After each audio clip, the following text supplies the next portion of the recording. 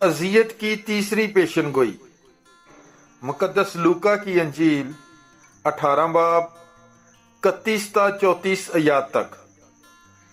और उसने उन 12 को अलहदा ले जाकर उनसे कहा कि देखो, हम यरूशलेम को जाते हैं और सब कुछ जो इब्ने इंसान के हक में अंबिया की मार्फत लिखा गया है पूरा होगा, क्योंकि वो गैर कौमों के हवाले किया जाएगा और लोग उसे ठट्ठे में उड़ाएंगे और उसकी मजम्मत करेंगे और उस पर थूकेंगे और कोड़े मारकर कत्ल करेंगे, और वो तीसरे दिन जी उठेगा।